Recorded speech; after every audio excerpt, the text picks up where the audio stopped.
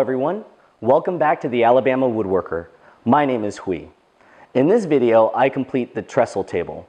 I install the hardware to attach the tabletop to the base assembly, prime and paint the base assembly, apply an oil finish and shellac to the tabletop, and apply a water-based top coat to the entire table. After completing the table, I deliver it to the client, newly-wed friends of ours. Let's get started. To attach the tabletop to the base assembly, I'm using what's called a skirt washer. The skirt washer will be flush mounted to the end braces and the mid brace of the base assembly, and that's going to allow the washer to rotate freely within the base assembly once it's attached. The elongated portion of the washer will have a screw going through it, which will attach to a brass insert into the tabletop. This also will allow the screw to move freely within this elongated slot as the wood on the tabletop expands and contracts with seasonal changes.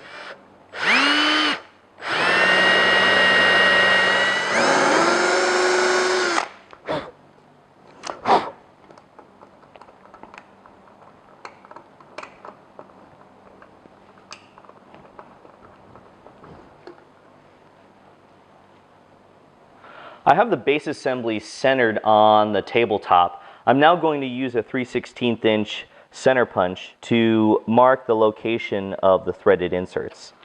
I got the idea to use threaded inserts from Philip Morley of Philip Morley Furniture. If you don't know about him, you definitely need to check out his videos. He has a lot of really great tips, and this happens to be one of the tips that he suggested, which was using threaded inserts instead of using wood screws, which a lot of times end up tearing out the wood that you're driving the screw into, or also creating jagged edges along the bottom of the top. The threaded inserts give a little more of a refined look.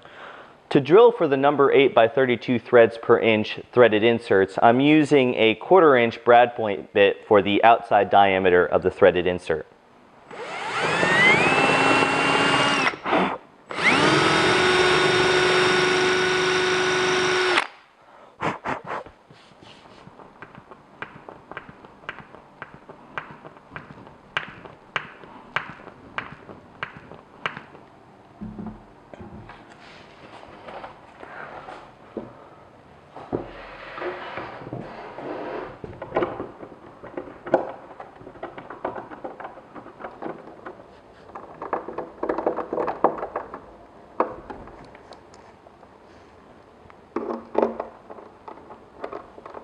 Now that I know that it all fits together, I need to go ahead and take it apart and get ready for paint and finish.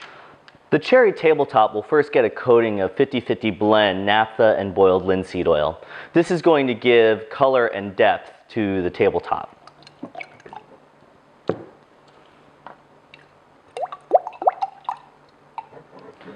After I allow the boiled linseed oil mixture to soak into the cherry top, I'm going to wipe off the excess and then apply a 1.5 pound cut of garnet shellac.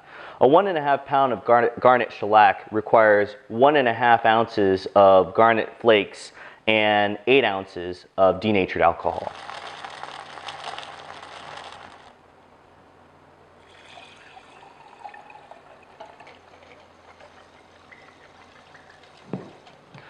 I'm going to let that dissolve, and now I'm going to go ahead and apply the boiled linseed oil mixture.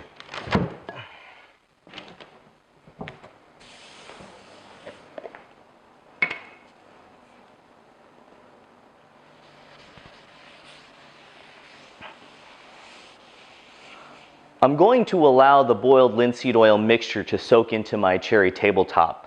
As I wait for that, I'm going to prime the base assembly. I'm using a stain blocker primer to prevent the pitch and resin that's in the southern yellow pine from ruining the paint job and coming to the surface of the workpiece.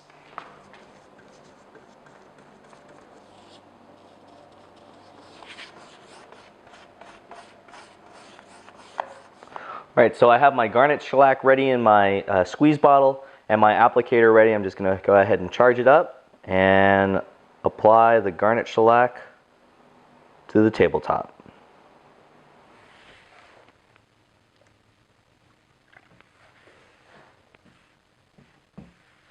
After applying the initial coat of shellac, I go over the surface with 4/0 steel wool very lightly to knock down the dust nibs and the raised grain from the application of the shellac.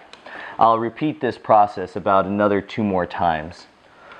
After talking with the couple that's going to be receiving this table, they decided that they wanted the base assembly to be painted a dark chocolate milk paint. I'm going to be spraying the milk paint using my HVLP sprayer and a 1.3 millimeter tip. I thinned the paint by 10% using water so that I could get good atomization and flow out of my spray gun.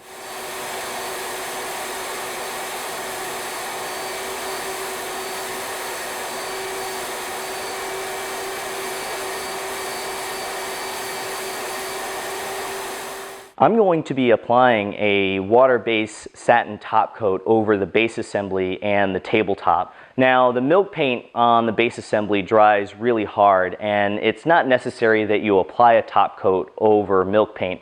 But considering that this is a kitchen table, I wanted to take an extra precaution and extra layer protection, considering that this kitchen table is probably going to see a lot of traffic.